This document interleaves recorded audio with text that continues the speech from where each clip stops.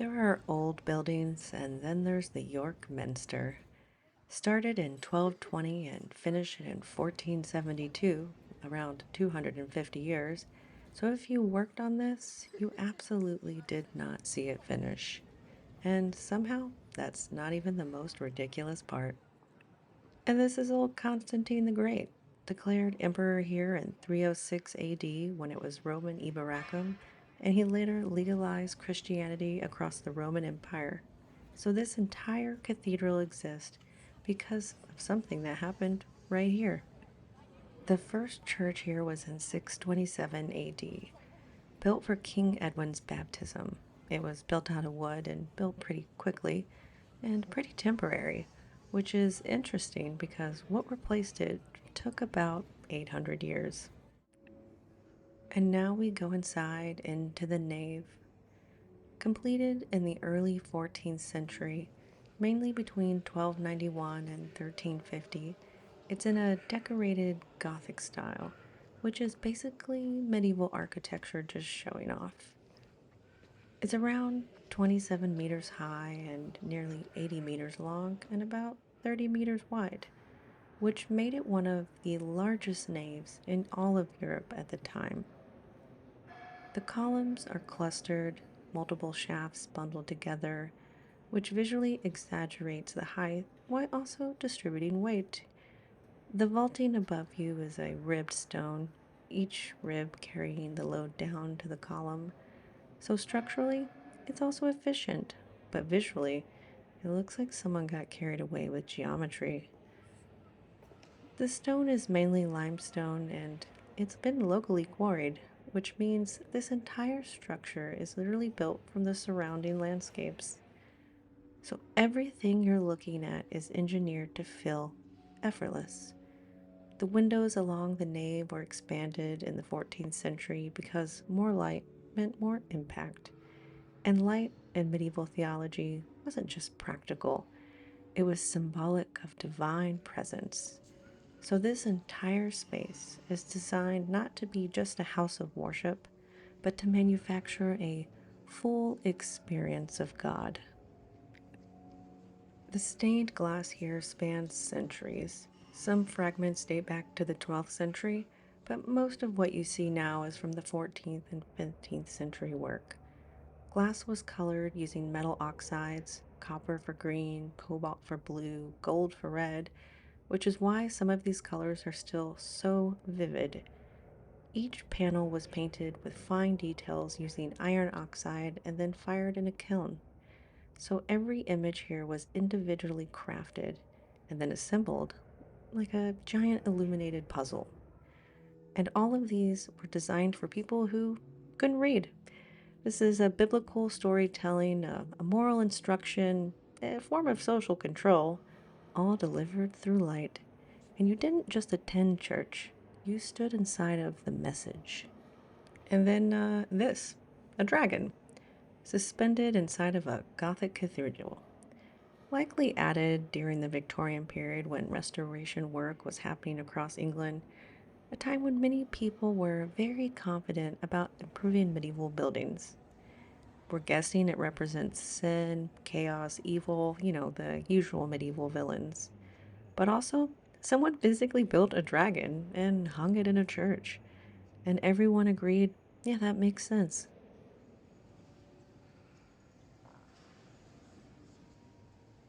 And this is the Great East Window, completed in 1408, designed and executed by John Thornton of Coventry, who was paid only £46 for this, which feels kinda low.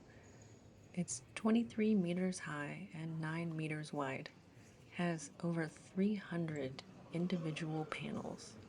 It is the largest expanse of medieval stained glass in the world. Each panel was painted, fired, and assembled. It took 3 years to complete. Only three, which means either he was incredibly efficient or everyone else involved with the minster was taking very extended breaks. The imagery from the bottom is Genesis, creation, Adam and Eve. The middle is human history. And then the top is Revelations, the apocalypse, and the end of the world. So you start at existence and you end at collapse, vertically, which is a strong visual metaphor and also slightly intense.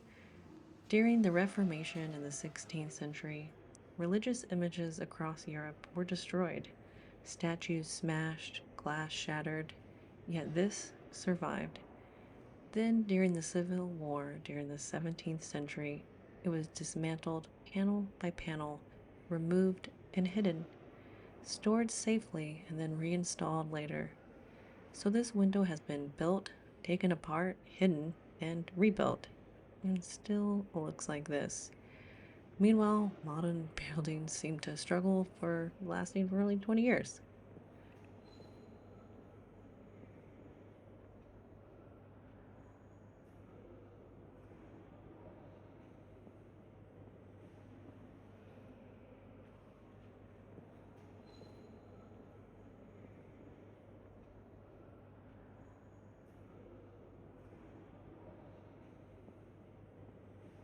And this is the astronomical clock, installed in 1955 and commemorates the RAF bomber crews of World War II.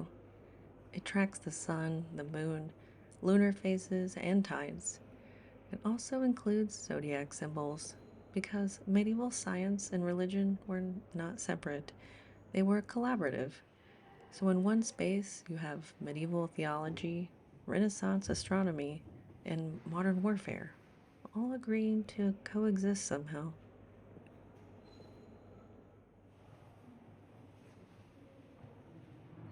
Moving through the York Minster, the scale does not drop, it sustains. There's no transition from impressive to ordinary, it's just continuous impact. Every arch is pointed, not rounded, which is key to Gothic design because it distributes weight more efficiently and allows for greater height without collapsing, which medieval builders were understandably trying to avoid. The ceilings remain consistently high because lowering them would break the illusion, and this building is very committed to the illusion. The stone you're walking on has been worn down for centuries, literally shaped by footsteps, which means the floor itself is a historical record of people moving through this very space. Some of these surfaces have been used since the medieval period, so you're not just walking through history, you're wearing it down slightly more yourself. The pillars are not identical. If you look closely, some of the carvings differ.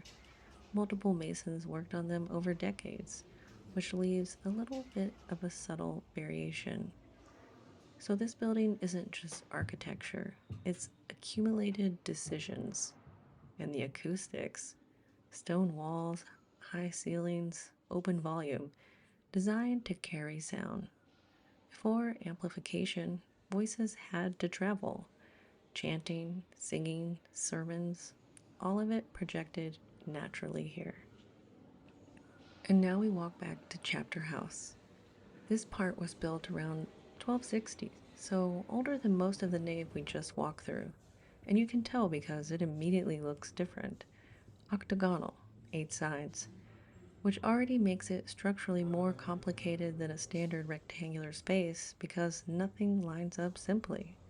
And then there's no center pillar. None. Nothing in the middle holds this up.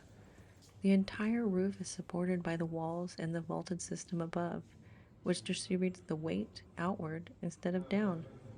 That requires extremely precise geometry because if the angles were ever so slightly off, this doesn't work. And yet, it does. Which means medieval builders were doing advanced structural calculations without modern engineering tools, or even Google. The vaulting here is actually wooden, not stone, which reduces its weight, but increases its need for accuracy because wood flexes and stone doesn't. Moving through the York Minster, you start to realize this isn't just one building, it's multiple versions of the same idea layered on top of each other. Every surface shows that. Stone from different centuries, carvings from different hands, repairs from different moments in time. You have medieval work sitting next to Victorian restoration, next to modern intervention. And none of this is hidden because this building doesn't reset, it accumulates. The Victorians did a huge amount of restoration here in the 19th century, which sounds helpful, and sometimes it was, but Victorian restoration often meant, what do we think medieval stuff would have looked like? So some detail is accurate, and some are confident guesses.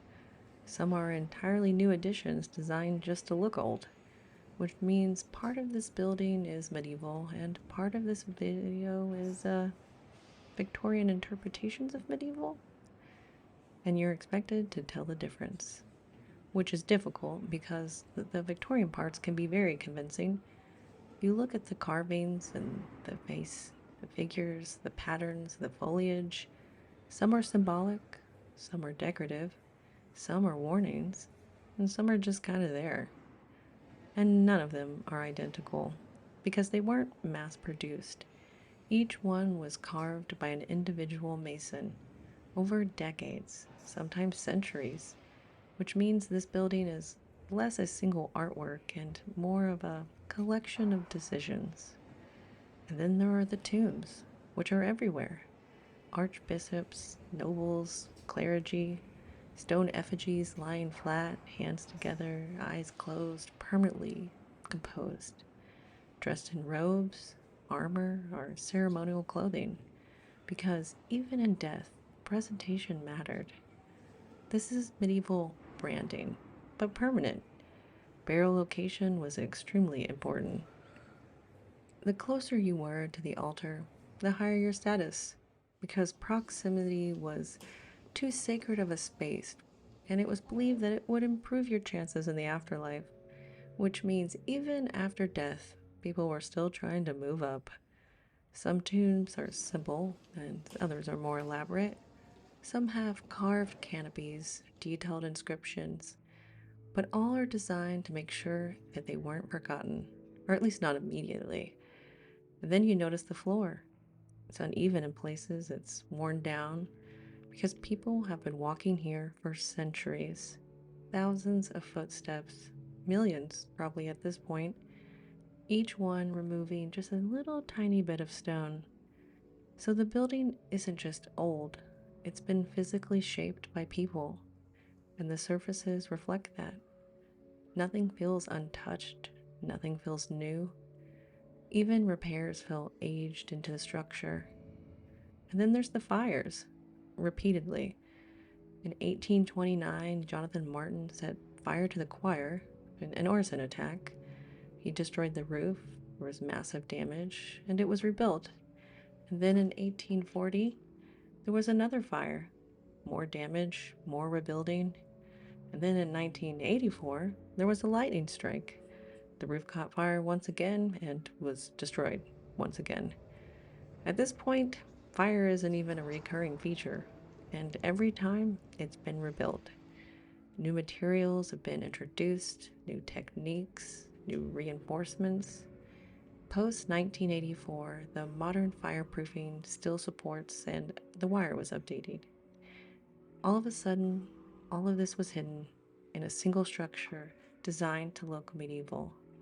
So, what you're looking at is original, but not original, kind of all at the same time. And that's one of the strangest parts about the York Minster.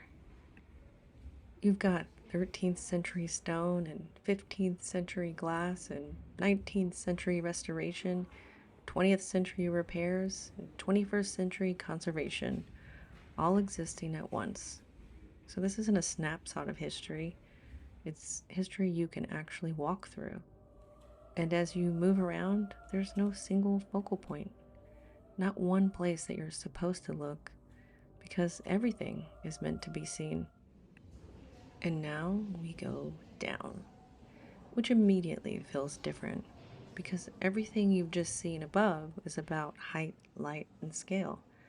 That all disappears, and instead you get layers: older, rougher, lower, because this part of York Minster isn't trying to impress you. It's just older than everything else.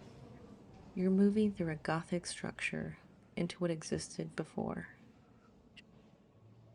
Then we have the Doomstone.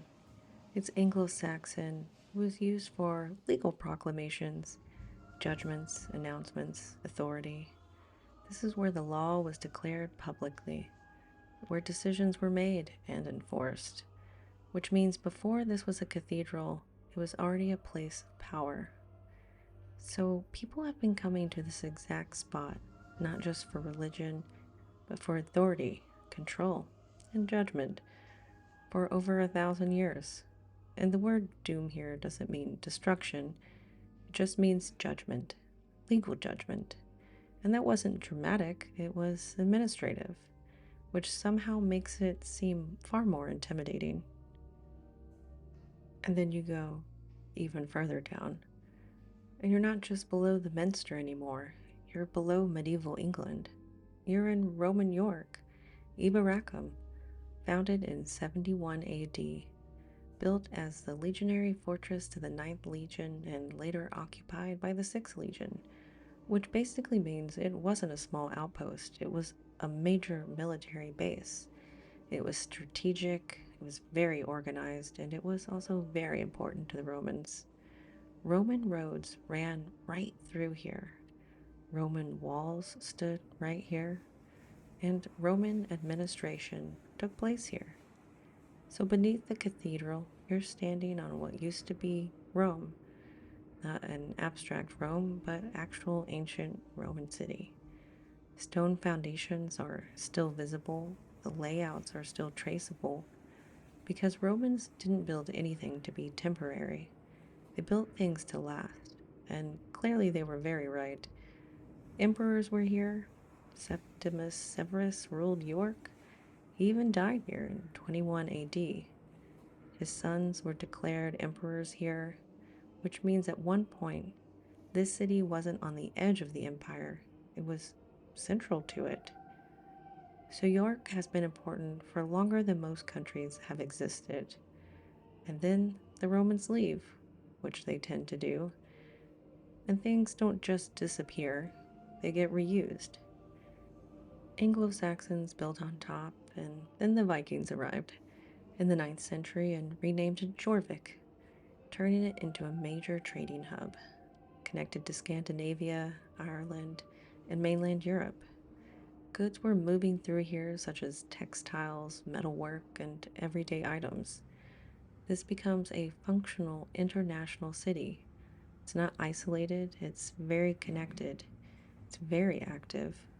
So this isn't just history, it's infrastructure that kept getting upgraded.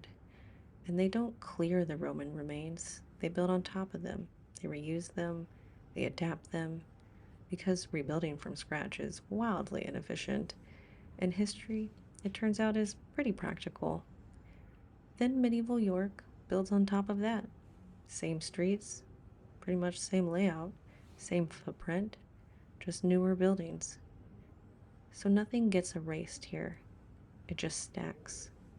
Roman, Saxon, Viking, medieval, modern, all occupying the same space at different depths at the same time.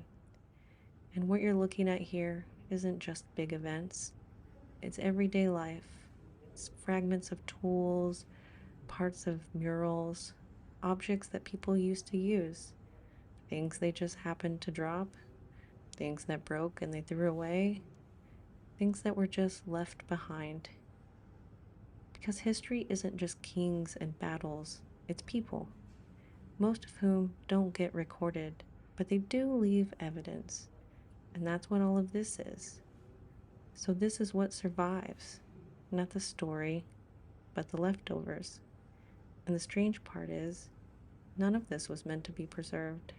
It wasn't planned. No one thought, hey, let's keep this pottery fragment for 2,000 years. It just happened to stay, and it got covered but not destroyed. Which is why you can stand here now and look at a Roman stone under a medieval cathedral in a modern city. So this isn't one place in time, it's all of them. stacked on top of each other. And now we go up, which, after going down through nearly 2,000 years of history, kind of feels like cheating, because suddenly, from up here, it all makes sense. From above the York Minster, you can see the logic of the city. The river cutting through York, used for trade, transport, and the movement of the goods we talked about. The River Foss joining it and creating a natural distinctive point. Water is infrastructure, water is protection, because water is the economy, and before roads, that's how things got moved. So this city wasn't placed randomly, it was positioned. And then the walls, the medieval city walls here, are still largely intact. They were built for defense and control of access points, as well as protection from invasions. Also useful for knowing where the city ends, which something modern cities extremely struggle with. You can see the street layout from here, how some streets are narrow, they're all regular, and it all kind of grew organically. Because medieval planning wasn't planned, it evolved. The shambles, stone gate, commemorate routes that still follow the original paths. So people today are walking those same routes for completely different reasons. And then there's this, the Minster, right in the center, dominating everything. Not slightly taller, not subtly present, but it's dominating for over 700 years, which is very intentional because height equals visibility, visibility equals authority, and authority equals control. You can even see the white horse carved into the hillside, one of several across Yorkshire, cut into chalk and maintained over generations. So even the landscape requires some upkeep just to stay historical. And from this height, you can see everything at once. The Roman grid still influencing part of the layout, the Viking expansion still shaping the city, and the medieval streets that are still in use. Modern buildings just kind of fitting in where they can, but nothing wipes out what came before. Nothing places it. It just builds, layer on layer, decision on decision, century on century, which means this isn't a city that moved on from its past. It's a city that never stopped adding to it. And from up here, you can clearly see that. Now back down, which feels significantly less philosophical and more like a bunch of stairs. And that's the York Minster, a site with over 1,400 years of continuous use, but really closer to 2,000 years of activity. If you liked this video, please like and subscribe. And what did you find as the most interesting bit? Also, special thanks to all my members.